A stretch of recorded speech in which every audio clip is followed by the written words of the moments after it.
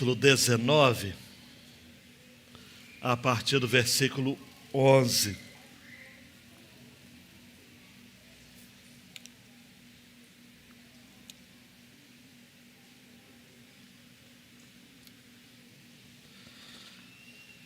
Um tema que perpassa a Bíblia toda é o reino de Deus. Claro que falar do reino de Deus demandaria um tempo, mas eu posso, pelo menos eu vou arriscar, de ser muito direto a você, sem ser simplista, de que o reino de Deus não é um lugar, o reino de Deus não é um estado apenas, o reino de Deus é uma posse, é um poder, é um domínio.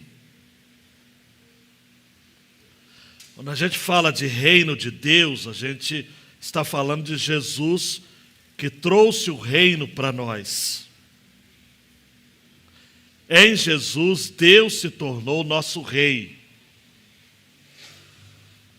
Nós estamos caminhando, queridão e queridona, para a terceira parte e última do Evangelho de Lucas, de 19 a 24, onde nós vamos tratar aqui, de maneira assim muito tranquila, acerca da última semana de Jesus entre nós. Eu li essa semana uma declaração de um comentarista muito ousada. Ele disse assim: os evangelhos, todos eles, os 28 capítulos de Mateus, os 16 de Marcos, os 24 de Lucas, os 21 de João, todos os evangelhos são narrativas da paixão de Cristo com longas introduções. Que a história dos evangelhos é isso. São histórias da paixão de Cristo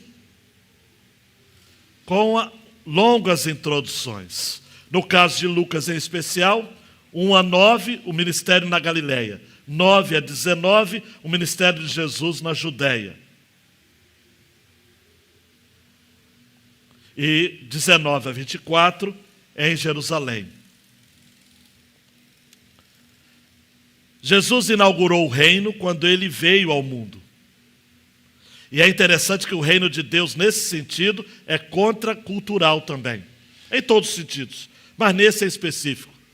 Porque o rei mais poderoso da terra nasceu como um bebê, indefeso e chorando.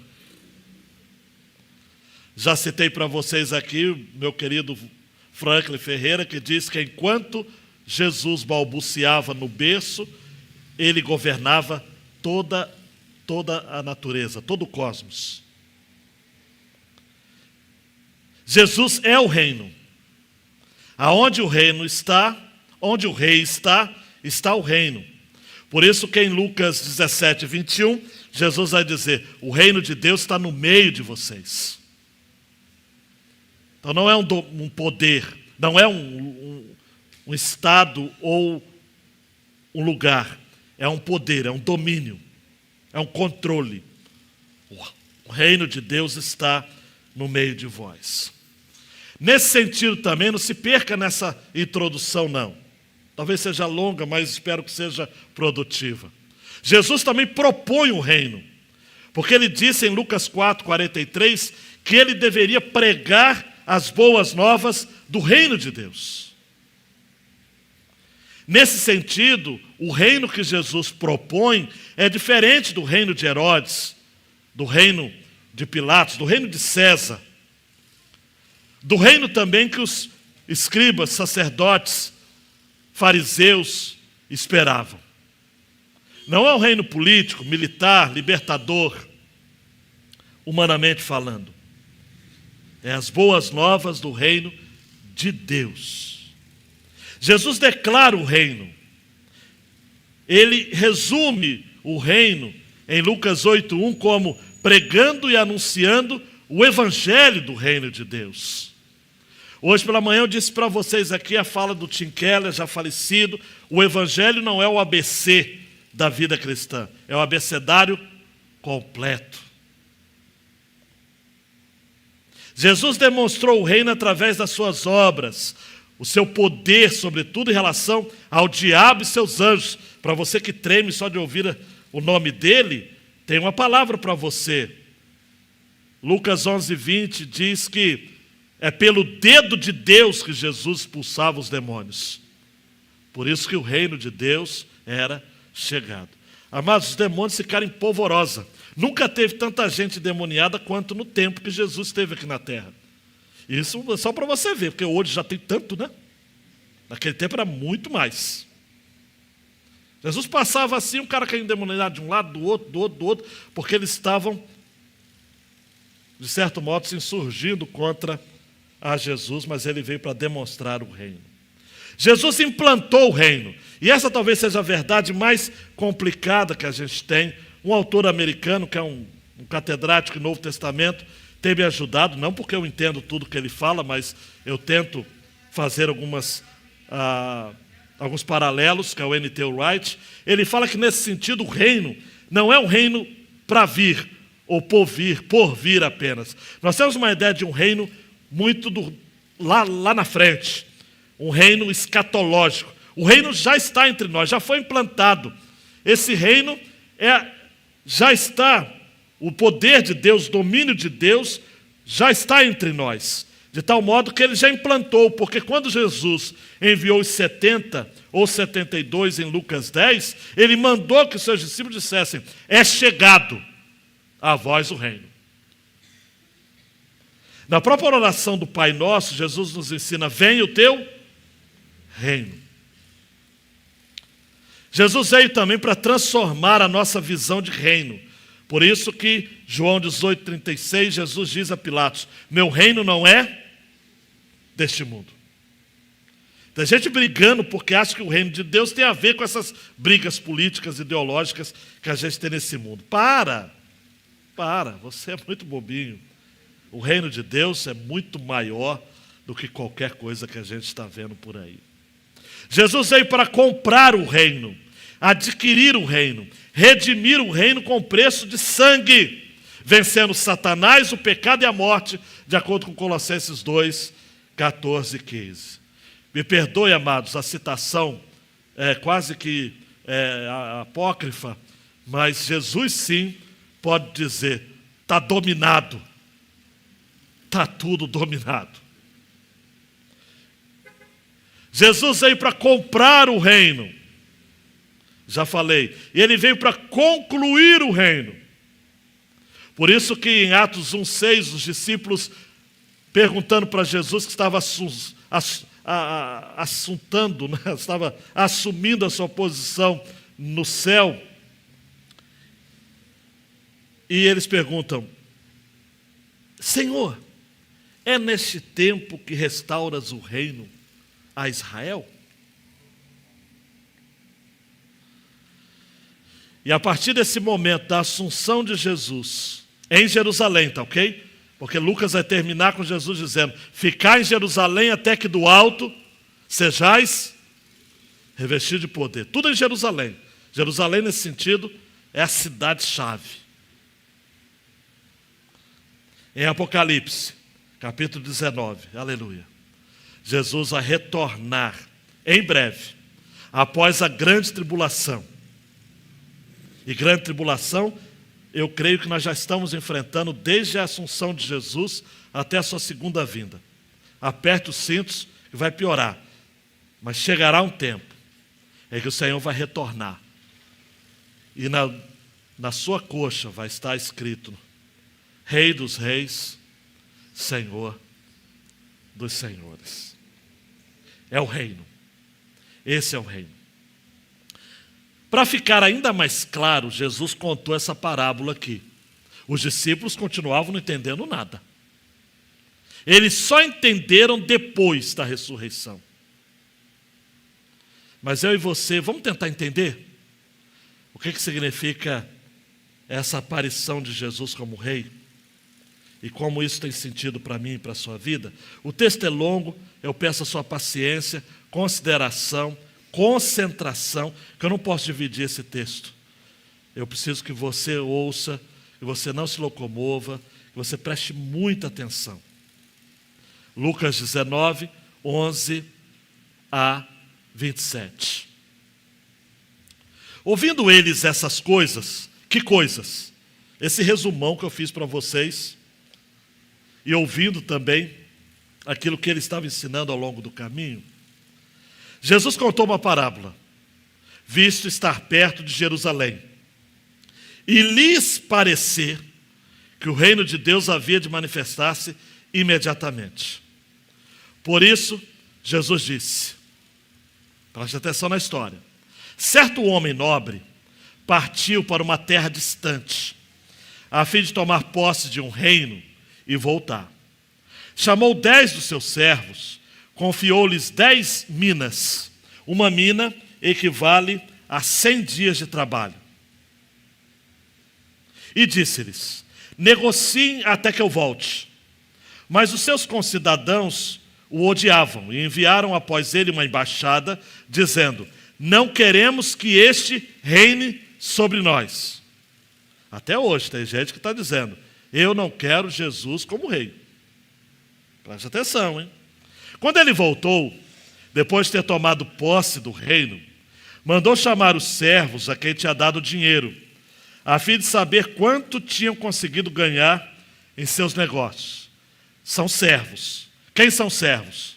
Somos nós. Agora se segurem na cadeira, porque o negócio vai apertar agora. O primeiro se apresentou e disse, Senhor, a sua mina rendeu 10. O Senhor lhe disse, muito bem, servo bom.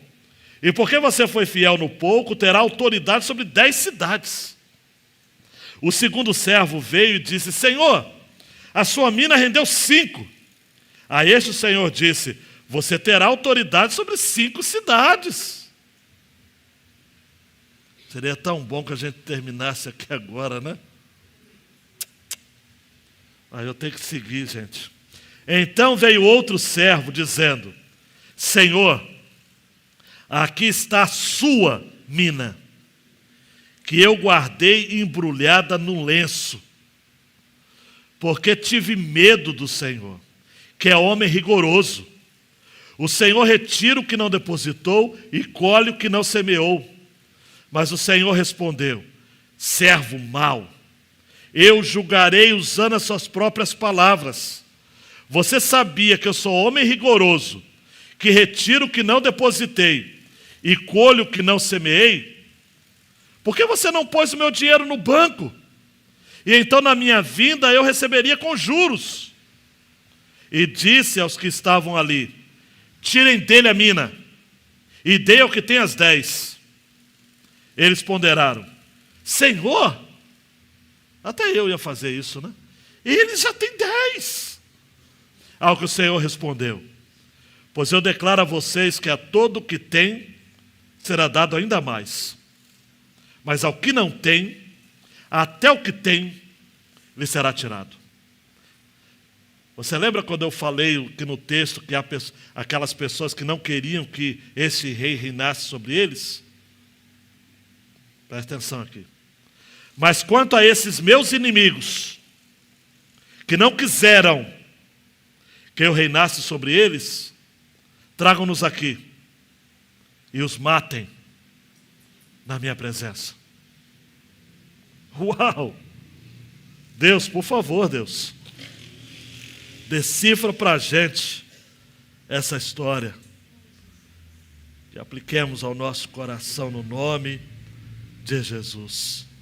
Amém e amém. Mateus, dando um clique aí, meu filho.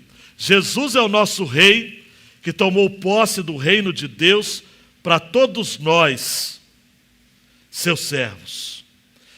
Jesus ocupa um reino, versículos 11 e 15, e Jesus pede contas dos seus servos, 16 a 27. Dando um clique, Mateus. Preste atenção aqui. Esse rei claramente é Jesus. Na história, ele vai a uma terra distante, me faz lembrar Lucas 15, né? O filho pródigo que vai para uma terra distante também. Terra distante da Bíblia, ou na Bíblia, é lugar de acesso difícil para homem, salvo se ele quiser fugir da presença de Deus. Terra distante. Mas esse rei, ele, obviamente, tem poder, tem domínio sobre muitas terras. Por isso ele vai para essa terra distante a fim de tomar posse de um reino, e ele volta com esse reino dominado. Versículo 15. Ele volta depois de tomar posse do reino. Mas aí, antes dele sair, ele chama, versículo 13, 10 dos seus servos, e dá a cada um deles uma bagatela de 100 dias de trabalho, um valor expressivo. Chama 10, e a cada um lhe confia uma mina.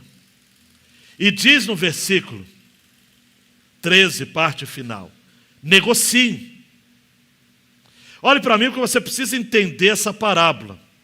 Jesus está chegando em Jerusalém. Ele já havia exercido seu ministério ensinando coisas incríveis. Agora estava na hora dele já começar a passar para os discípulos suas responsabilidades. Eu sei que toda vez que eu falo isso, o pessoal lembra do Homem-Aranha, né? Grandes poderes, grandes responsabilidades. Mas é mais ou menos essa direção. Eles tinham recebido muito do Senhor. Agora eles precisavam assumir responsabilidades. Na parábola, essas responsabilidades são expressas ou exemplificadas por 100 denários, por 100 dias de trabalho.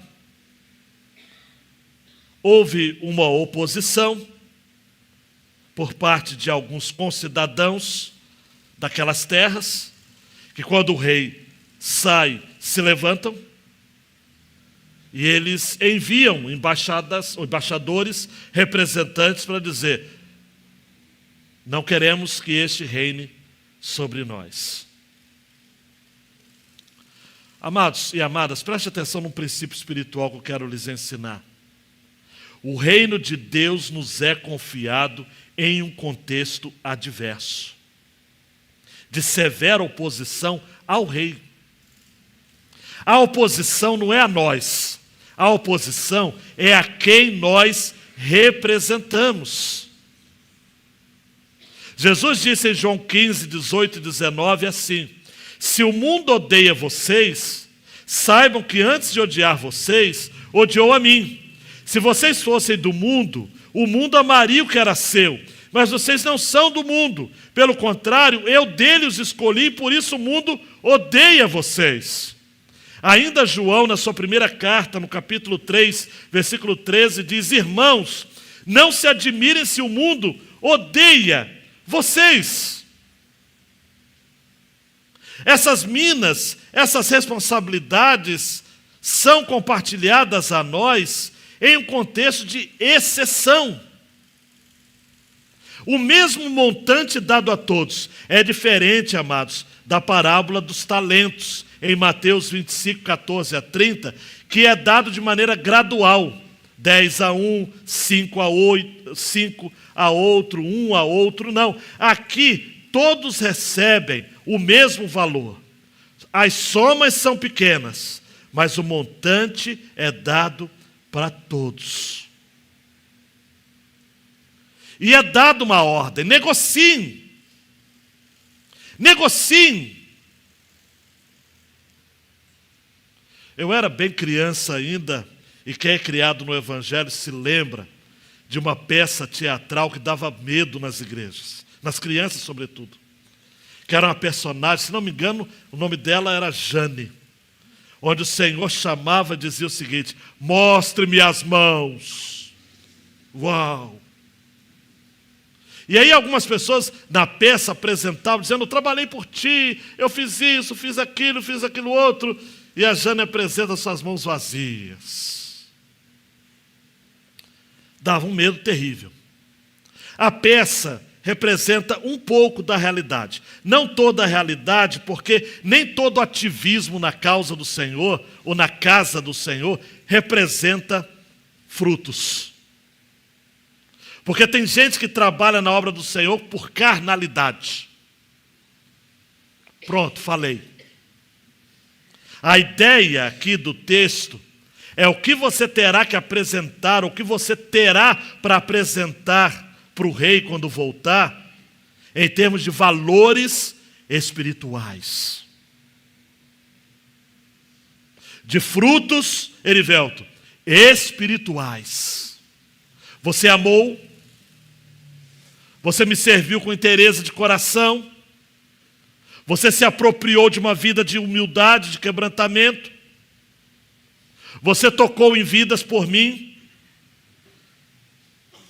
você contribuiu para a causa da evangelização das nações.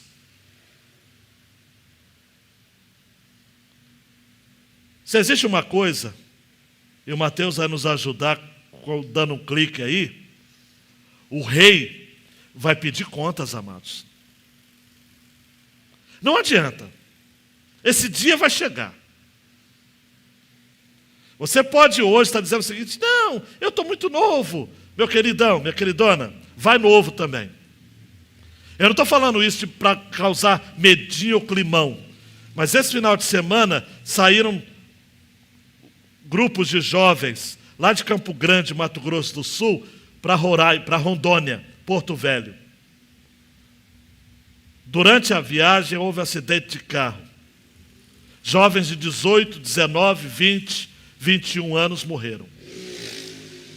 Eles eram ligados a Jocum, jovens com uma missão.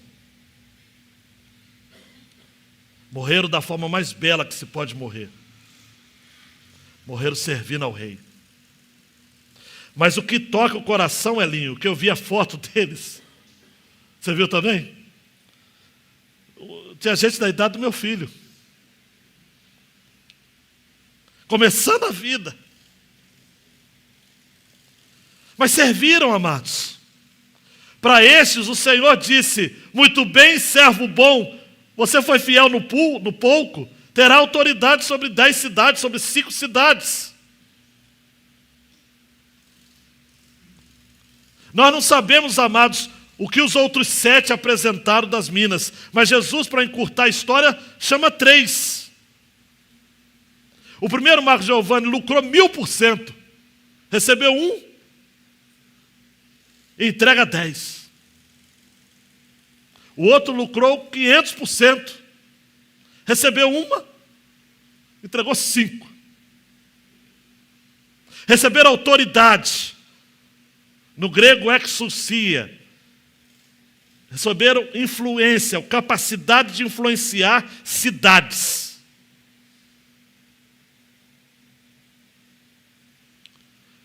Que o Senhor, amados, que nos tem confiado responsabilidades, nos dê o privilégio também de lucrarmos, de negociarmos, de trabalharmos para a obra dele, com um empenho tão grande, amados, a despeito das nossas debilidades.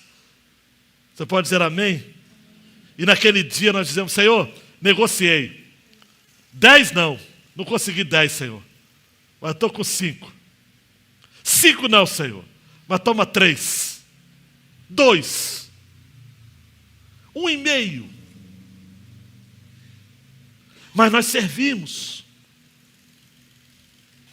Nós nos dedicamos, amados. Nós nos empenhamos.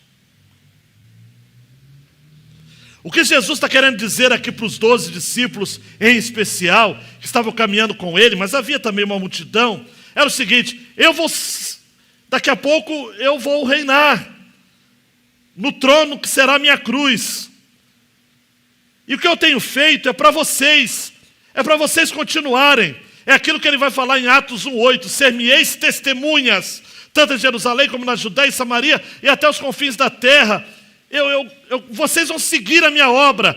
O evangelista João vai dizer que Jesus, certa feita, disse: as obras que vocês vão fazer vão ser maiores do que as minhas. Eu olho, amados, me permita assim ser direto para você. Eu olho daqui de cima, eu vejo tanta gente com potencial aqui. Ontem uma jovem, que eu não vou falar o nome nem sobre tortura, fazendo a sua devocional no nosso encontro. Potencial. Quando eu vejo uma criança orando aqui, eu vejo um potencial. Sem querer citar nomes para não ficar aí no perigo de partidarismo ou de preferência. Mas quanto potencial nós temos aqui, amados. Quanta gente aqui que já está com 30, 40, 50. Tem gente aqui que acha que vai aposentar, mas tem tanta coisa para fazer ainda para Deus. Tanto potencial. Eu era mais jovem, Débora também, nós estávamos em Niterói, no Despertar. Ouvimos o pastor Celso Filho, que é pastor da PIB de Petrópolis. Até hoje ele está lá. E ele pregando sobre José. Lembra, amor? E ele falando que o lugar mais rico do mundo é o cemitério. Que é o lugar onde as pessoas levam muitos dos seus sonhos. Mas ele disse algo também que me tocou. Nunca me esqueci. Quantos anos tem isso? Uau! Ele falou o seguinte: eu, quando olho para uma fruta, eu olho para uma fruta só. Deus, quando olha uma fruta, Ele olha o pomar. Porque Ele olha a partir do potencial de cada semente ali.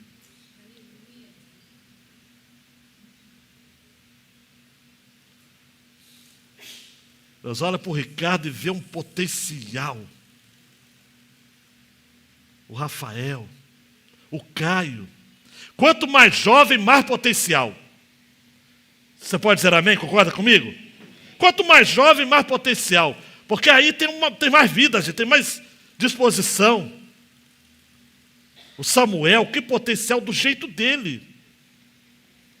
Do jeito do João Marcos, do jeito de cada um aqui. Do Pedro. Mas e o terceiro? Não queria falar muito do terceiro, não. Versículo 20. Eu vou até pegar carona do Eugene Peterson numa mensagem.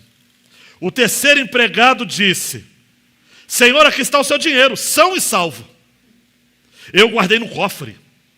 Para dizer a verdade, estava com um pouco de medo. Eu sei que o Senhor tem padrões muito elevados, detesta a negligência, também não tolera que ninguém cometa erros.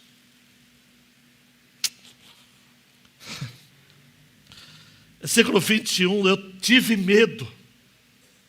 Gente, quanto potencial está aqui adormecido por causa do medo. Medo. Medo porque o Senhor é rigoroso. No grego, austeros. Severo, exigente. Literalmente, aquele que tira sangue de pedra. Medo. Aquilo que João vai dizer mais tarde, o perfeito amor lança fora todo medo. Mas tem gente que não ama a Deus, tem gente que tem medo.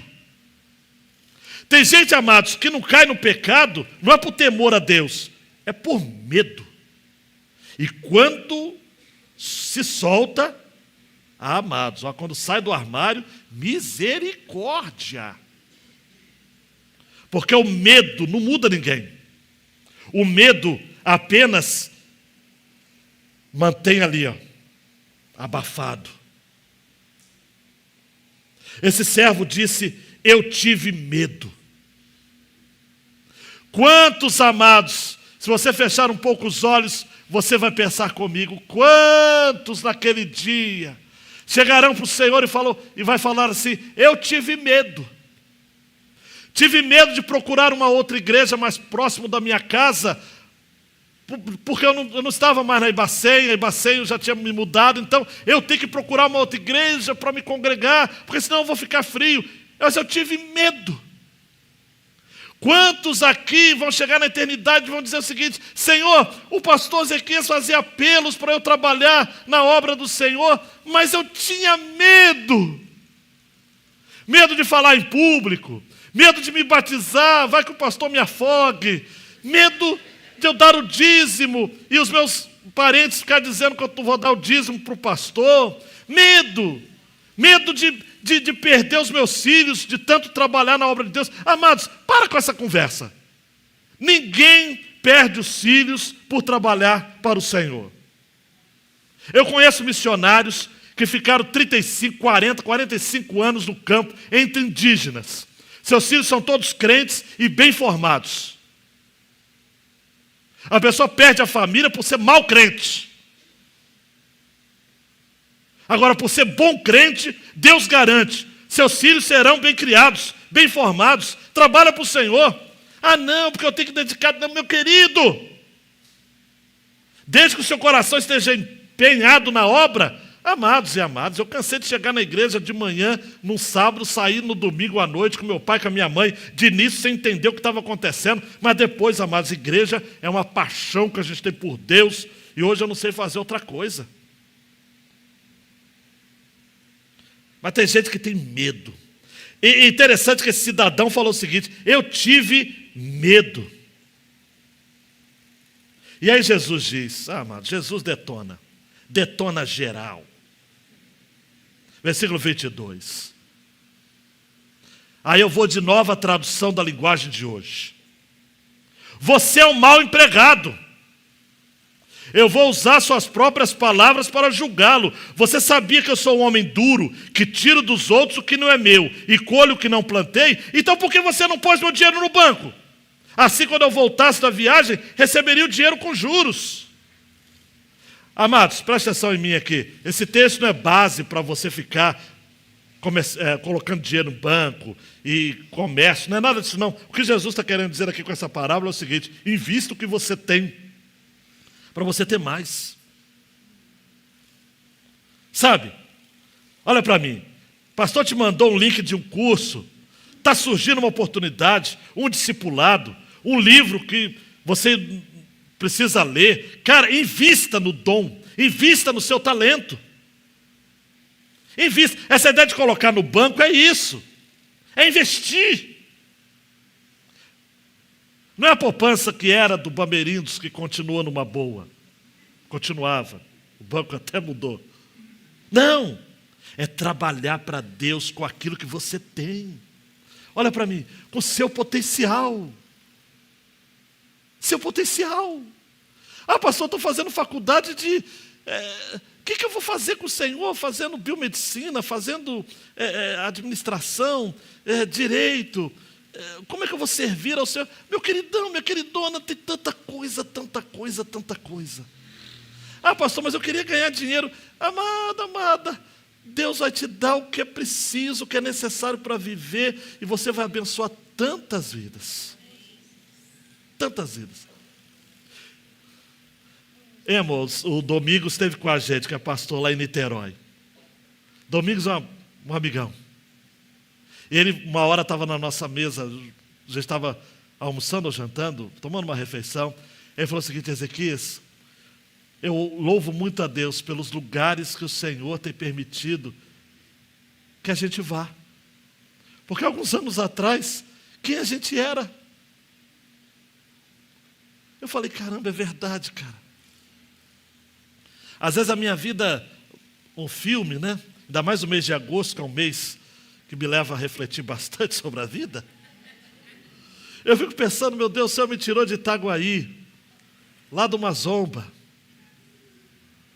Aquela terra, amados, que passava carro, meu Deus do céu, aquela poeirão. Eu crescendo ali. Depois o Senhor chamou meu pai, que já era pastor na época, para pastorear em 5 estados diferentes. Você sabe o que é isso?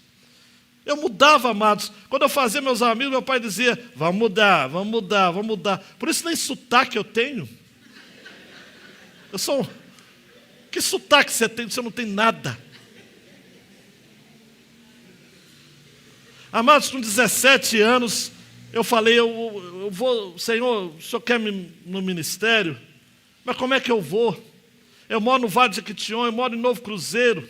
Estudava em Teófilo Otoni, mas não dizer que morava em Teófilo Otoni. Ficava durante a semana. Depois eu ia para uma cidadezinha de 3 mil habitantes, que só tinha uma rua e era contramão. E eu falava, Senhor, o que o Senhor quer da minha vida? Amados, eu chego no Rio de Janeiro, em 1993, com 2 malas, uma em cada mão. Chego na rodoviária de táxi. Só dizia que o número do ônibus era 606, que parava no José Egino. Que José Egino? Depois da Praça Sainz Penha, aí sobe uma ladeira incrível. Encontro com o terceiro anista abençoado, e ele me diz o lugar errado onde eu tinha que ir. Fiquei dando voltas. Mas eu já perdoei ele no meu coração. Era o trote, logo de cara. Meu primeiro ano de seminário, no mês de agosto, meu aniversário, eu fiquei doente. Passa um outro terceiranista abençoado, já perdoei no meu coração também. Ele diz o seguinte, está dodói? Aqui não tem mamãe não, hein? As adversidades, amados, forjaram. Na hora das refeições, então, se não fosse aquela sacola da irmã Jandira, que ela colocava bastante fruta, banana, maçã, eu chegava animado. O que você está fazendo com aquilo que o Senhor está lhe dando? No contexto que você está vivendo de dificuldades. Põe o seu dinheiro no banco, mas aí não é, repito, né? Não é questão de dinheiro. Põe a sua vida no altar. Olha para mim, põe a sua vida no altar. Senhor, eu tenho isso. Senhor, eu vim desse lugar. Admira a bondade de Deus, amados. Uma irmã também, que não vou falar o nome, disse que a irmã mais velha chegava do colégio para ela pegar o tênis da irmã, colocar algodão, papel no tênis, para poder usar o mesmo para ir para a escola. Eu falo isso, mas novos ficam até pensando, que isso? É realidade de vida, mas coloca a vida no altar, Deus faz render. Deus faz render.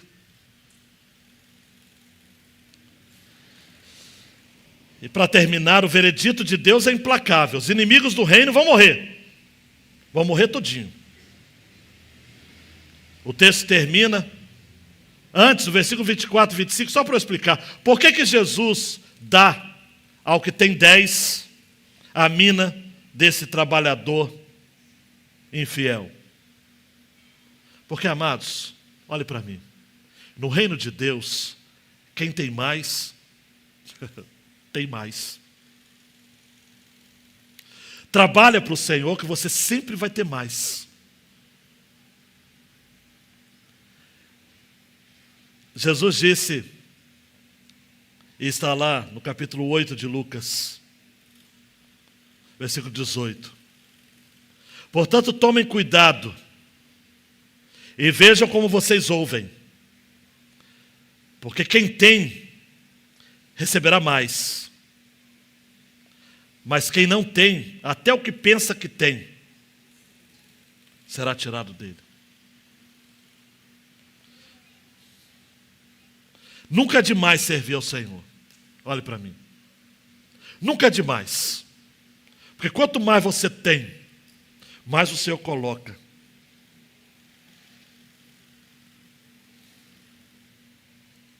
Tem que ter experiência com isso. Tem coisas que não dá para explicar. Aquilo que o Senhor faz. É coisa dele com a gente. Jesus termina dizendo o seguinte: chame aqueles inimigos, são meus inimigos. Porque quem não aceita o meu reinado é meu inimigo. Olha para mim. Você acha, amados, a linguagem é forte que eu vou dizer. Continue meu amigo, volte nos próximos cultos. Mas se você não recebe a Jesus como rei, você é inimigo dele. A gente que é criado no Evangelho tem umas expressões muito interessantes, né? Eu lembro do meu pai falando assim, meu pai não falava, mas no contexto, né, de criança, eu ouvi o pessoal falando o seguinte: fulano de tal é amigo do Evangelho. Quantos aqui já ouviram essa expressão? O Laci é um dos mais antigos, o pessoal lá atrás também. Na galeria, alguém já ouviu essa expressão? Amigo do Evangelho? Quem era o amigo do Evangelho? Laci? Era o cara que não era crente, mas era um amigo, ouvia, gostava dos hinos, não é? Gostava da banda. Mas na Bíblia tem amigo do Evangelho? Na Bíblia, quem não é súdito do rei, Jesus, é o quê? Inimigo do rei. Ah, pastor, só está pegando pesado. Então vai na Bíblia, 27. Mas quanto a esses meus inimigos... E até a gente fala o seguinte: ah, pastor, não é pessoal. Não, é pessoal mesmo. Professor de português aí, meus inimigos, é pronome pessoal. Meu, mexeu com o meu povo, mexeu comigo. Rejeitou meu reinado, mexeu comigo. São meus inimigos. Tragam-nos aqui, os matem na minha presença.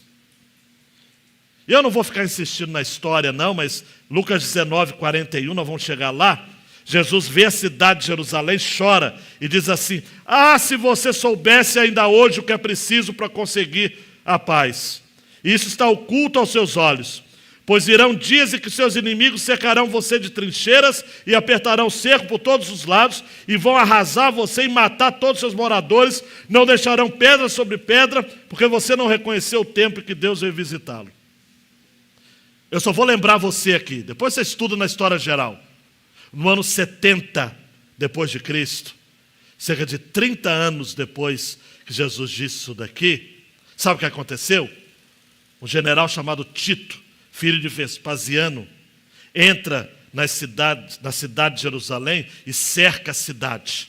Flávio Josefo, testemunha ocular, embora seja um traidor, porque ele era aliado de Roma, embora judeu, ele diz que estava na cidade de Jerusalém, André, 1.100.000 pessoas, judeus que vinham das outras cidades para a festa da Páscoa. Tito cerca a cidade. O cerco durou 3 anos e meio. Quem não morreu de fome, morreu a espada. Quem não morreu pela espada, morreu pelo fogo. Essa profecia se cumpriu literalmente. É aquilo que Daniel vai chamar de abominável da desolação. É aquilo que Jesus vai dizer em Mateus 24. Quem estiver na Judéia, fuja para os montes. Quem estiver no telhado, não desça de casa para tirar alguma coisa. Quem estiver no campo, não volte para pegar. Flávio Josefo, só para citar uma pequena coisinha dele, ele diz assim: olha, é um caso miserável. Uma visão que até poria lágrimas em nossos olhos. Como que os homens aguentaram ficar tanto tempo sem comer? A fome foi demasiado dura para todas as outras paixões. Os filhos arrancavam os bocados que seus pais estavam comendo. E o que dava mais pena, as mães contra seus filhinhos. Quando via alguma casa fechada, era sinal de que as pessoas estavam dentro, tinham conseguido alguma comida. Então arrombavam as portas e corriam para dentro.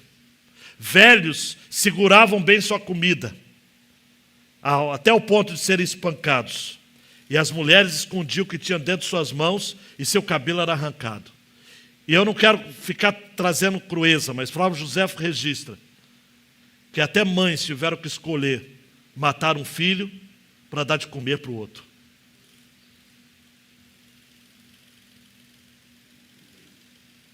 Então se cumpriu, literalmente. Mas esse cumprimento no ano 70 aponta para um cumprimento maior ainda. Você está achando que, pastor, que coisa séria? Se segura aí na cadeira. Porque chegará um tempo também em que o céu se tornará como que de bronze. As orações não serão ouvidas. O sol se tornará em fogo. Os homens terão doenças de pele. Ai das que estiverem grávidas, diz o Senhor. Ai das que estiverem amamentando, diz o Senhor. Uma correria, uma agonia, uma grande agonia será a vinda do Rei Jesus. Todo olho verá, toda língua confessará que Jesus Cristo é o Senhor. Os que são salvos confessarão para a salvação. Os réprobos, os malditos, confessarão para a sua própria condenação. Será um dia de trevas. Preste atenção. Desse dia ninguém fugirá. Preto, branco, rico, pobre, todo mundo. Culto, inculto. Caminhando para o final. Mateus. Jesus tem nos confiado minas. Responsabilidades. Temos de cumprir suas tarefas. Privilegiando a principal, vivermos o reino de Deus na prática. Você sabe por que Lucas coloca essa parábola depois da história de Zaqueu? Para sugerir que nós somos responsáveis pela administração das ideias da história de Zaqueu. Zaqueu permitiu que o senhorio de Jesus Cristo chegasse na sua casa. E agora, como Zaqueu, nós precisamos também estar dispostos a abrirmos mão de metade do que temos para os pobres, e caso vivamos de maneira dissoluta, temos que assumir a responsabilidade de restituir 4 vezes mais.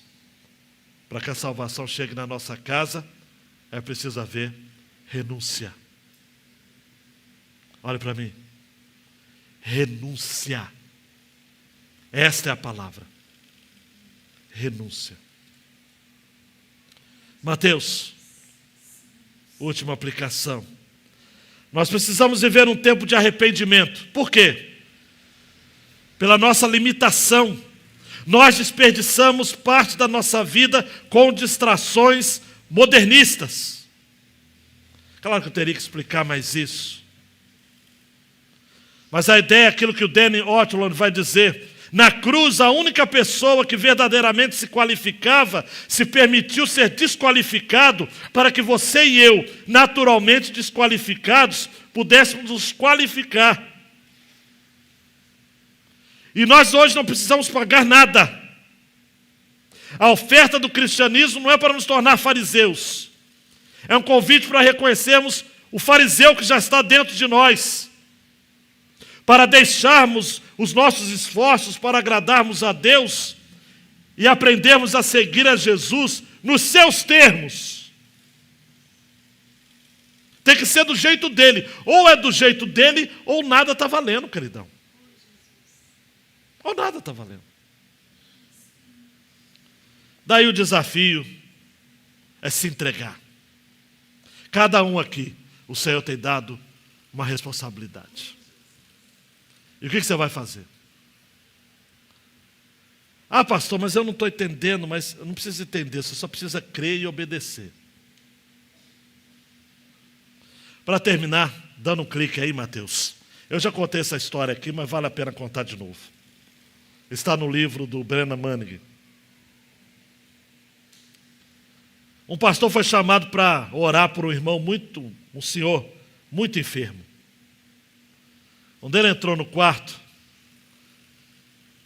encontrou o pobre homem na cama, com a cabeça apoiada num par de almofadas. Você se lembra dessa história? E havia uma cadeira vazia ao lado da cama. O pastor logo ficou animado com a visita, falou o seguinte: eu suponho que o Senhor estava me esperando, né? O homem moribundo, embora crente, ou crente, embora moribundo, disse: não. Quem é você? Ele disse: eu sou o pastor que a sua filha pediu para orar pelo senhor. Eu entrei, vi a cadeira vazia, imaginei que o senhor já estava me esperando. E aquele homem falou: cadeira vazia, ela tem uma história. Aquele homem ficou animado, o pastor disse: então me conta a história. E ele diz: eu não sabia orar. Eu nunca aprendi, porque eu sempre achei que Deus estava muito distante de mim. Lembra da parábola? Eu tive medo, né? Tem gente que é crente de medo. Eu sempre achei que Deus estava muito ocupado para atender as minhas orações, até que um amigo me disse o seguinte: orar é muito simples, Luiz. Orar é conversar com Jesus. Quando você quiser falar com Ele, se sente numa cadeira, coloque a outra na sua frente, vazia, e pela fé, converse com Jesus. E aquele cidadão, já ao final da sua vida, conta que ele gostou da ideia e desde então ele conversa com Jesus, preste atenção aqui, todos os dias, 1 ou 2 horas. E ele só disse o seguinte: eu só presto atenção para ver se a minha filha não está vendo, porque senão ela vai me internar no manicômio. O pastor gostou do jeito dele, conversaram por um bom tempo, depois oraram juntos e o pastor foi embora. 2 dias mais tarde, a filha desse cidadão liga para o pastor e fala o seguinte: meu pai faleceu. E o pastor pergunta então: e aí, ele morreu em paz?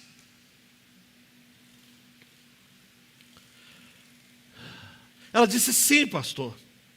Eu creio que ele partiu em paz, porque pouco antes de falecer ele me disse que amava muito, me deu um beijo, tive que deixá-lo por alguns minutos, e quando voltei ao quarto ele já tinha partido. Só uma coisa me intrigou, pastor. E o pastor perguntou: o que foi, minha irmã? Sabe aquela cadeira que tinha do lado da cama dele? Nesse período que eu me afastei um pouco, ele arrastou para bem perto da cama onde ele estava. Ele morreu com a cabeça encostada nela. Aí o pastor disse assim: minha irmã, louve a Deus. Ela não entendeu nada, falou: por quê, pastor? Porque o seu pai morreu no colo de Jesus. Que forma mais incrível, amados, de morrer. Completando a carreira, guardando a fé, no colo de Jesus. É isso que a gente quer, viver a vida assim. Nós precisamos, amados e amadas, termos essa convicção plena. Nós não estamos aqui neste mundo para vivermos neste mundo a vida toda. Aqui é uma preparação para a eternidade. Aqui, amados, usando a linguagem do futebol, é aquecimento. A partida verdadeira é lá em cima.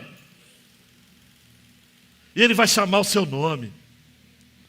Vai chamar o meu nome. E quando chegar, eu quero estar bem no colo dele. No aconchego dele.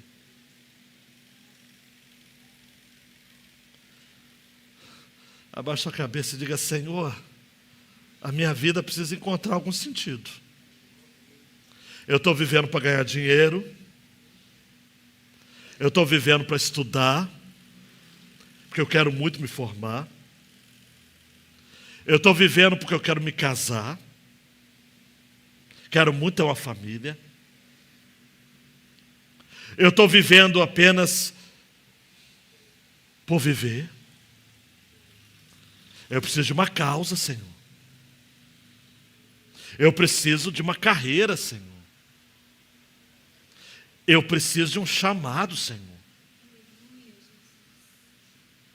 Eu não posso viver assim. Hoje eu quero que o Senhor renove a minha fé, Senhor. Eu preciso sair daqui dizendo: Senhor, eu vou agora trabalhar, negociar aquilo que o Senhor me dá. É uma mina só, mas é uma mina para cada um, é igual. E eu não vou enterrar. Eu não vou embrulhar num lenço, como esse servo mau e preguiçoso fez. Eu vou desenvolver, Senhor.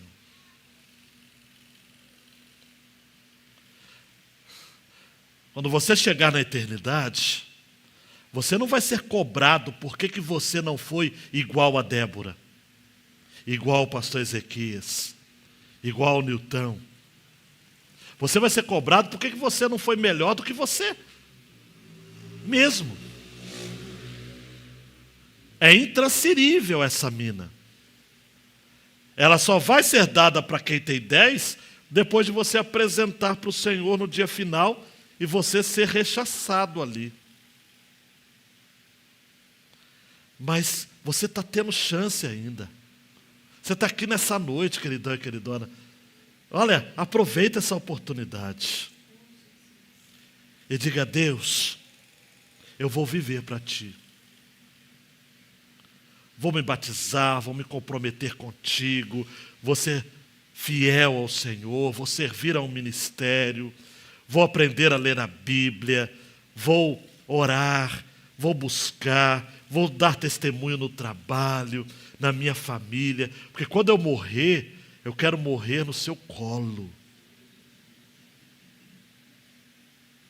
Eu quero ter comunhão contigo, Senhor. Eu quero que o Senhor seja o meu melhor amigo. Se levante, queridão e queridona, você que reconhece que tem recebido algo do Senhor. Você tem recebido algo do Senhor?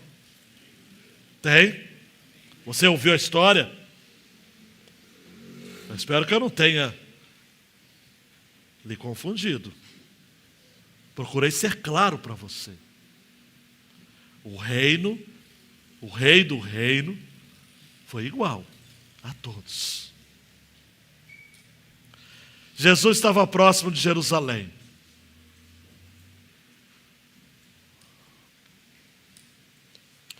E o texto diz que, porque ele estava próximo de Jerusalém, os discípulos pensaram que já era a hora.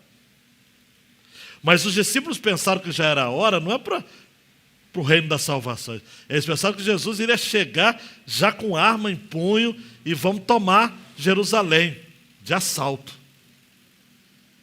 E Jesus vai e conta essa história, dizendo o seguinte: não é bem assim.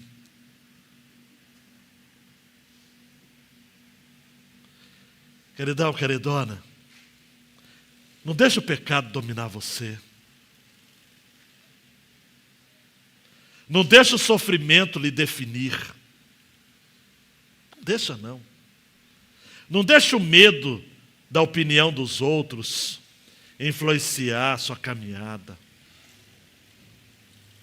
Não deixe a sua história passada se tornar entrave para aquilo que Deus tem para você no seu futuro. Não. Não embrulhe num lenço aquilo que Deus lhe deu. Trabalhe, negocie, coloca no altar, olhe para a cruz.